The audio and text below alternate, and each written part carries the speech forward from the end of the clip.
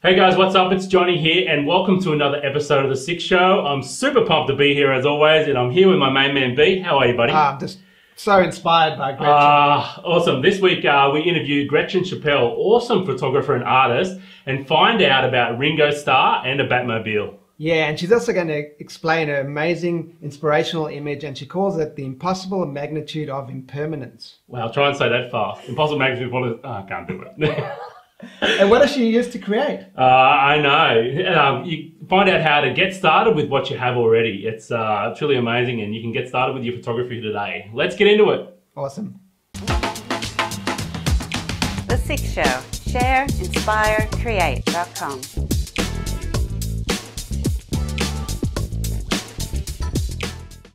Share.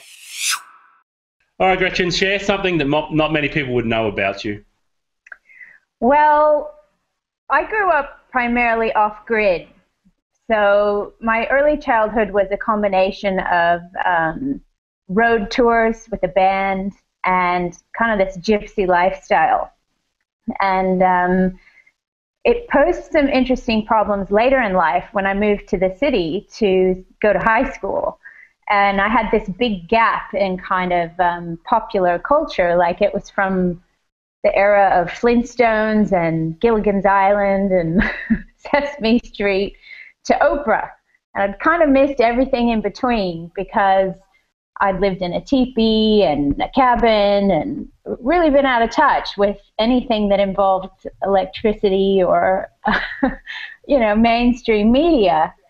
And then I moved to Los Angeles as a 18-year-old, and it was the pinnacle of celebrity culture. I landed a job at a place called Fred Siegel on Melrose Avenue, and everyone kind of shopped there, all these celebrities, and I didn't know who anybody was, right? I didn't recognize anyone.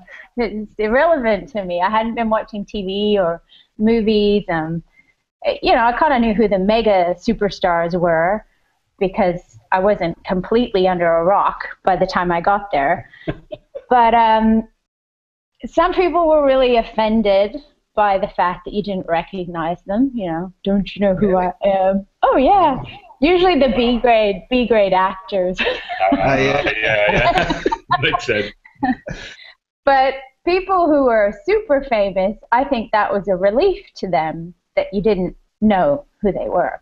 Mm-hmm. And I had this job, and one of the things I had to do was sell a remote-controlled Batmobile. It was like, cool. you had a quota, right? You had a quota, and you had to sell X amount of these remote-controlled Batmobiles. So I was a bit under pressure to sell this thing. And this guy was standing kind of to the left of where I was working, and he looked really bored. And it was next to the lingerie department, so his girlfriend or wife or whatever was trying on lingerie, and he was just, God, get me out of the shop kind of thing. So I said to him, dude, you got to help me sell this. I got to sell this thing, and you don't have to buy it. I just have to look like I'm trying to sell it. It's my job. And he was kind of annoyed and gave me the brush off, and I said, look, just give it a go. That's all you have to do. And he said, all right. And he started playing with the car, and he started having fun. And kind of his exterior kind of facade started to drop away, and he kind of turned into a little kid. And he's running the car up and down the aisles in the shop. And then he started talking and laughing. And I realized it was Ringo Starr. And I was like, that's cool. And we started having fun, and he started to go a bit overboard with it, and he was driving it under the dressing room. You know how most dressing rooms have a gap? Yeah. Ringo Starr. That's unbelievable. He started to drive the Batmobile under the dressing room doors of the women's dressing room. And the women would be like, ah! That's hilarious. He thought that was the best thing ever, right? You could tell he was fully relaxed and he was having a good time. And I was having a good time, and until somebody came up and grabbed onto me, and it's like, you know, a bit of a fan moment or something, and then all the magic fell away because they recognized him as a celebrity rather than a person. Yeah. And I think that just really summed up a lot for me about what can happen to people with this uber fame too, is that they lose their ability to just be that free-spirited, childlike person that's having fun, even in a public place, without, you know, for a moment it all dropped away. And it was a blast. But yeah, that's my funny story for you guys. That's an awesome story. Yeah. And that was the lingerie department. So he was actually driving the Batmobile while women were trying on lingerie. Man. No, I don't want to give you a false image. His girlfriend was trying on lingerie in the lingerie department, and he was going down to the more like fashion, because, you know, it was a bit of a wood floor. Good long run. This thing could go fast, you know. Yeah. He couldn't drive it. He didn't want to bother. He didn't want to bother his. I don't know if it was his girlfriend or his wife. Okay. I'm not that. So did you sell it? No, he didn't buy it. The guy who needs a remote control Batmobile? I mean, not even Ringo Starr needed. Yeah, that's an awesome story. Thanks so much for sharing. Thanks, Gretchen. That's wicked. Yeah, awesome. Yeah. Inspire. All right, Gretchen, inspire us with one of your amazing images. Well, this image that you're looking at now is one of my recent favorites. I have another favorite, but it's a square crop. So I wanted to share this one. It'll fit into your format. And I went back to a place that I used to go to as a child on a recent trip to the States. And I brought my daughter with me. And a lot of the photography I do is captured on the go. I don't have a lot of time to plan things. I keep my camera with me all the time, and I watch. I stay in the moment, and I wait for a moment that I can capture. And usually somebody's tugging on my arm going, come on, Mom, hurry up. And so with this image, we had to the right of the frame, there's this huge sand dune. And we had been running up and down the sand dune, and kind of 2 to 1. I would run up, and I mean, it's huge. Forget how many feet it is, like 200 meters or something. It's a big sand dune, right? A lot of people stop on the way up and need to catch their breath. So I would go up to the top and watch and say, no, you go run down, and get her to run back up the hill. And as I was at the top of the sand dune looking back out toward this big monolith that you see in the picture there, which is called Chief Kawanda. There are 2 monoliths on the Oregon coast. There's Haystack Rock, and this one, the Chief Kawanda.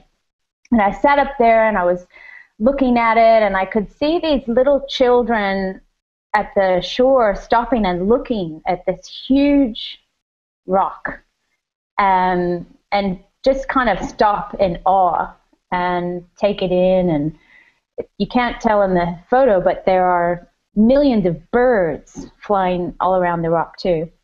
And I kept my daughter going up and down the dunes until the light was getting right. and then I ran down the dune and snapped a series of images I wanted to get the light coming through the wave.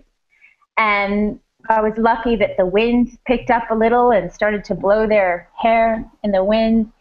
And what I wanted to capture was that awe that we have when we're young, juxtaposed with the age of that rock, and the thoughts that I'd had while I was sitting up there, at how much every moment is shaping us. Every wave, every bit of wind over all this time was chipping away at that rock and turning it into what it is today. And I thought that with the children there, looking at that, it just captured for me how fleeting our youth is, and how as we age, you know, I'm starting to identify more with the rock, little kids. Yeah. Well, and, just before the show, we talked about a new wrinkle I found, so I totally feel where you're going.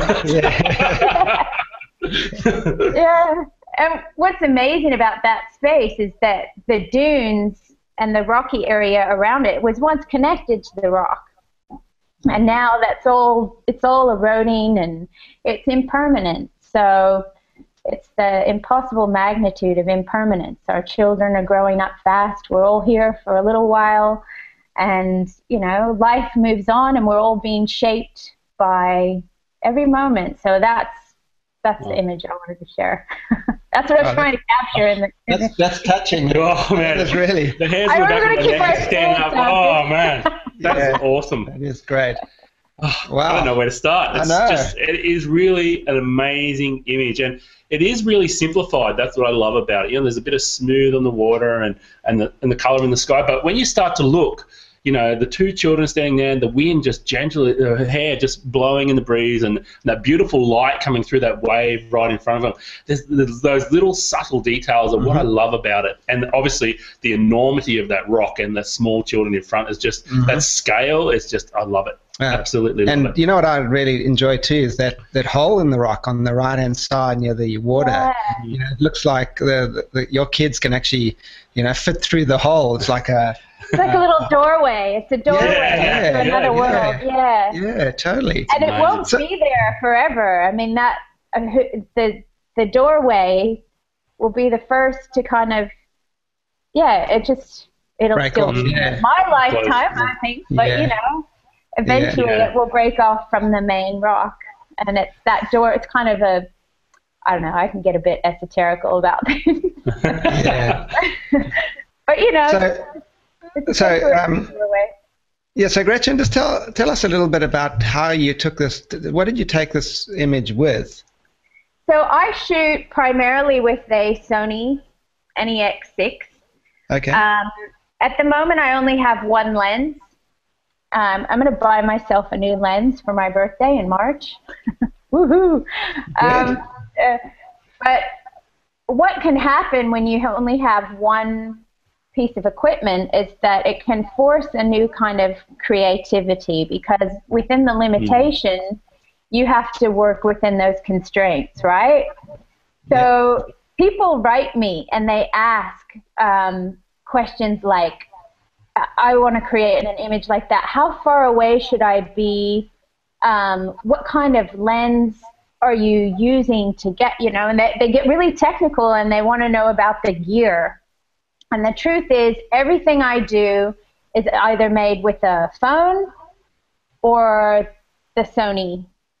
And, it's a 16 to 50 mil lens. It's all I've got at the moment. But I do use Photoshop. So about not quite 2 years ago, I started using Photoshop, and it changed my work hugely.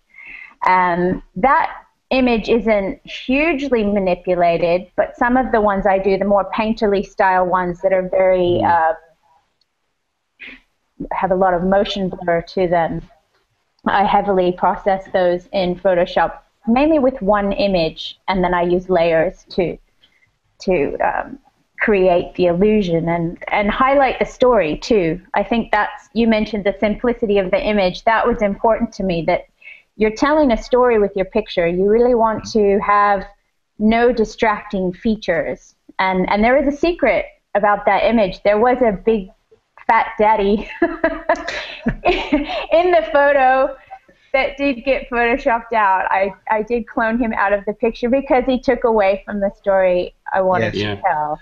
Well, I think that's fine. You know, you've created a piece of art. Yes. You know, it's not just a snapshot. You've put all this thought behind it when you took the photo, and then you've taken it home and really created something unique. I love it. And that's what I love about your work, to be honest. I love that unique perspective that you do with your post-processing. It's just, it's great. It's a true artist. You know, me too. You're not just a photographer, you're an artist. So you've got a vision in your head of what you want to create, and then you just use tools to get there. It's either Photoshop or your iPhone or your little camera with the one lens. You know, those are all just tools to actually express what's inside you. I love it. Exactly. Yeah, and I think people should realize too that it may not happen straight away. You can go out with your camera and just shoot. And one of my favorite images at the moment, it started with something simple, and then the idea grew, and then I went out and got the other elements to composite into the image to make it. What the inspiration came in the initial shooting of a big wish. I found a giant, you know, usually you see the little dandelion wishes, they're about the size of a 50-cent piece. This wish was like the size of your hand. I don't know what kind of plant it is, but I was like, wow, that's really cool and easier to photograph for me because I didn't have a macro lens and a setup at the time. And I just took all these pictures of this giant wish and destroyed it, taking pictures. And then later I went and got the other elements that made the image in the series, well, the images in the series, based on that initial inspiration. Yeah, that's awesome. Thank you so much for sharing that image. I just love it, and I love your photography in general. The post-processing and creating it, it's true artistry. Hugely inspirational. It is. Thank you. Thanks. Oh, thank you guys. That's a good way to start the day. It's a bit of flattery. Create. All right, Gretchen, teach us something. Show us what you create with. It'll be awesome. So a lot of people go out and they buy an expensive camera, and then they don't know what to do with it. And what I would say to people is that you probably already have everything you need to get started. Most of us carry one of these around. It doesn't matter if it's Android or iPhone or what it is. There's a great camera in there, and the cameras in our phones are better than the little point and shoots we had 20 years ago, for sure. You know, just don't let anything be an excuse not to get started.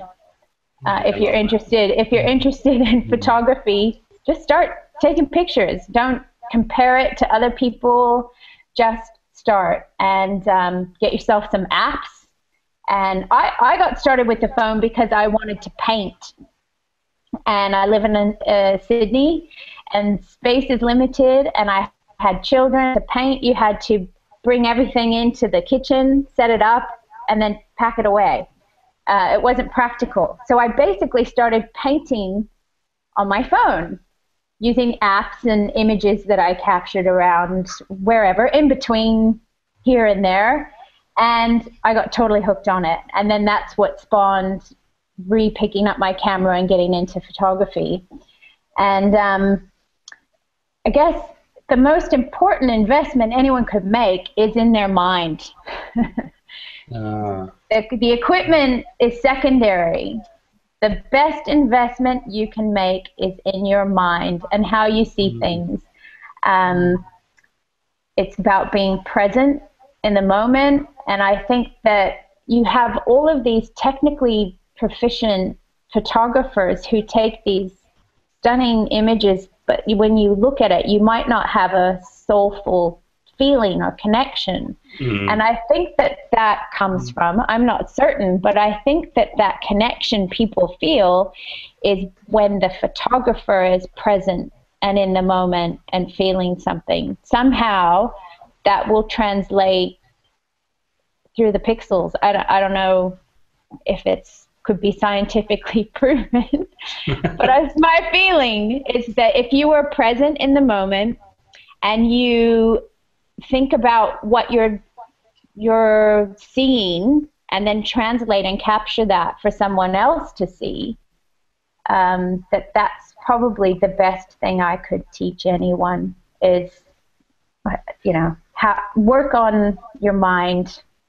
And then the gear and the technical stuff, the more you learn about that, or the more you acquire what you know, you will be able to get more technically proficient in sharing that.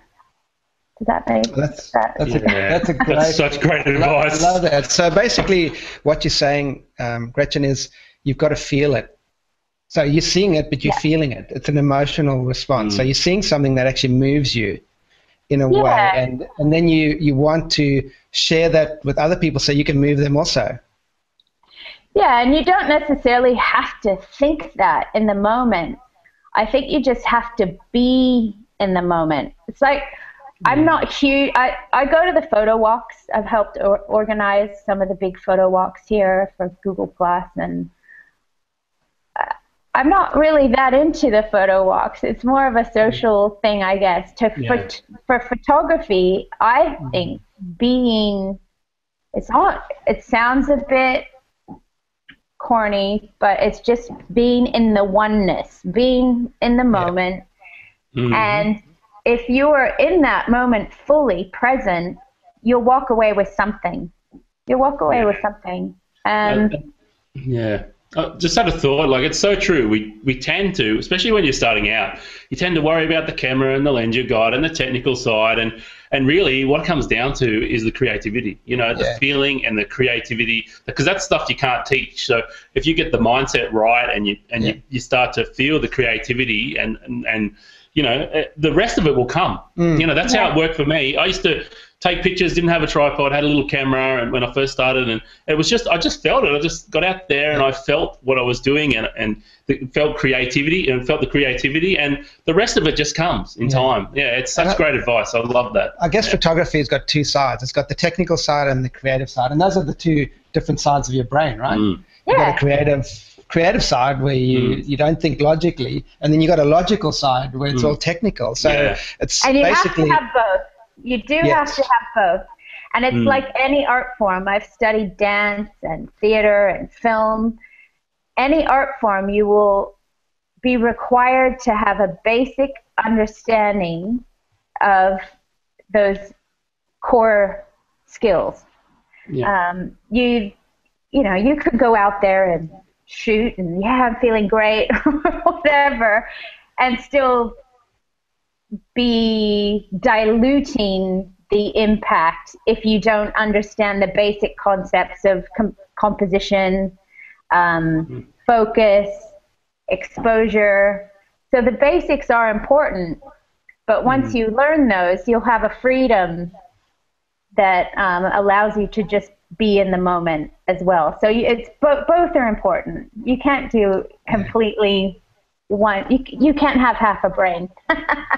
Definitely. We all need our full brain working. We do. And Johnny was just saying earlier, you want to talk about when you don't feel it or you feel it?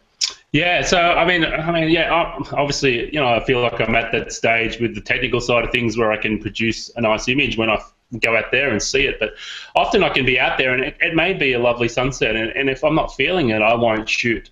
It's just because I just feel like I'd rather sit there and enjoy it, and I'm not feeling like I need to capture that at that time. But that's just how it goes for me. I have to feel it, or otherwise I just don't shoot. I mean, there was a time, a quick little story, just recently in Hawaii, that we pulled up at this second rainbow to photograph on the North Shore, and it was beautiful. I looked out the window and it was good, but I was actually creating the logo for the SIC Lounge. So and I was just so, I look at it and said, yeah, that's awesome, man, go shoot. And I'm here creating, because I wasn't feeling it. We just had an awesome rainbow experience only half an hour before that, and I got out and captured some awesome images, and it's just, I just have to be feeling it. And the first rainbow, Johnny was feeling it and I wasn't, so I wasn't shooting it. The second one was the other way around. So yeah, I mean, it's a big part for me, and I just love that advice. It's not all about the gear, you just learn the basics and get out there and start being creative. Love it. Just do it. That's what you're basically saying. Yeah. Just start. You got to find, just do it. Yeah. And don't make excuses that you have to have something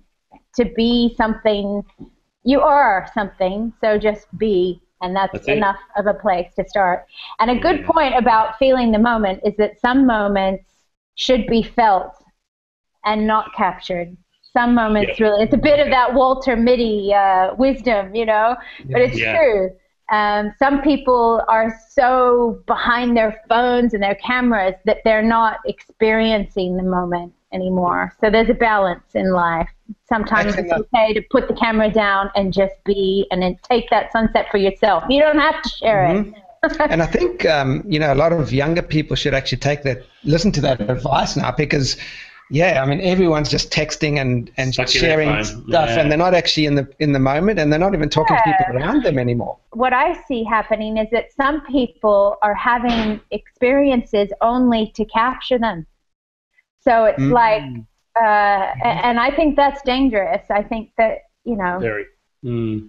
Yeah, it's interesting. It'll be interesting to see what the repercussions are in 10 years' time. Yeah. But totally. Yeah, be in the moment, enjoy the moment. Sometimes it's to be captured and shared, and sometimes it's not. Sometimes it's to be captured and then deleted on your. A lot of time. You know, it's okay to make mistakes. You don't have to show everyone your crap photos either. You know, share when it's worth sharing. Yeah. Awesome. So thanks for that, Gretchen. That was an amazing, you know, share, inspire, and create. That was awesome. Memorable. You know, from you, and thank you very much for being on the show. Now, if people want to know more about you and find out about you, how do they do that? Well, you can go to www.gretchenchappelle.com and visit my website. It is in transition. I am between now and May, I'm transitioning from my current website to a full new model. And I think, as you guys know, there's a lot of technical, it's a huge technical learning curve for me.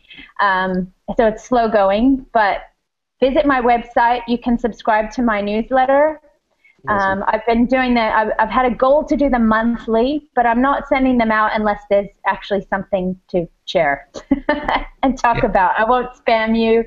I'm not, you know, I just want to let you know what's going on.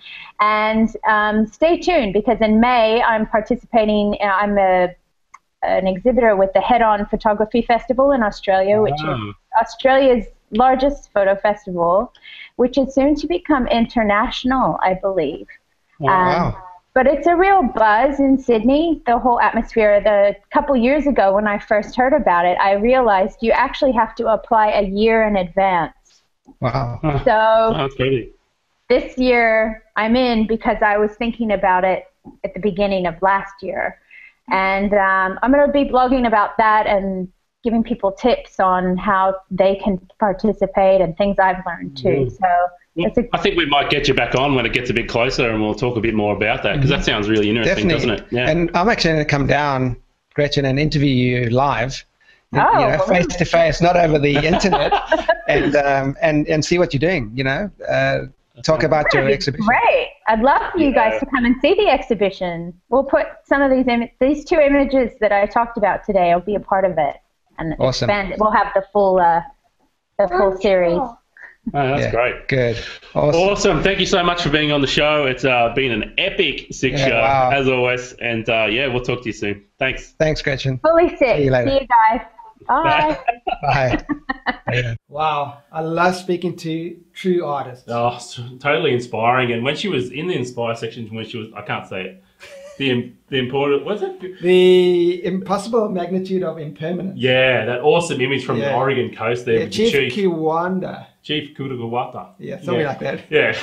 Anyway, totally amazing. The hair's standing up in the back of her neck. Too. And, man, she is awesome. That's awesome, isn't it? Yeah, and, you know, I just love a true artist, because they feel it and they use the tools at their disposal to actually create what they're feeling, and then make other people have a similar or a different emotional response. You know? I guess an artist puts something out there, you know, you want to, your creative side comes out, your juices are flowing, and you want to create something for yourself, I guess, and then other people see it and they will also have an emotional response. It might be different to what you've originally. What am I trying to say? I know where you're going. No, that's so true, mate. I totally agree. And, you know, obviously when she goes out there and she's got that one camera and one leg, you know, that's one leg. She's got one leg. She hops around like, no, one lens. She's got one lens, and yeah, you know, that's a bit of a positive constraint too, because she has to go out and make this beautiful photography with what she has. Yes. Yeah, not all about the gear. No, Love that. Yeah, I love and that. those iPhone images. Oh, you know? amazing. Yeah, Just from your iPhone. So guys, you already have the stuff you need. you have the tools. So just get out there and start. Start creating. Yeah, epic. Awesome, man. So, guys, as always, we hope you enjoyed the show, and please rate our show in iTunes. Even if you don't subscribe in iTunes and you have iTunes on your computer at home, please go and rate the show there. It's really important, and that's how you can really support us. And don't forget to share the love. When the show comes out, repost it on Facebook and G+, and we want to sort of get the word out there and start helping as many people as possible. Sure. And I think we should say it, but join us in the SIC Lounge, guys. Click the link below and check what's happening. Yep, the lounge. The lounge. Epic. Love it. Awesome. All right, guys. Thank you very much, and see you next week. Have a great week. Cheers. Peace. To find out more, go to shareinspirecreate.com.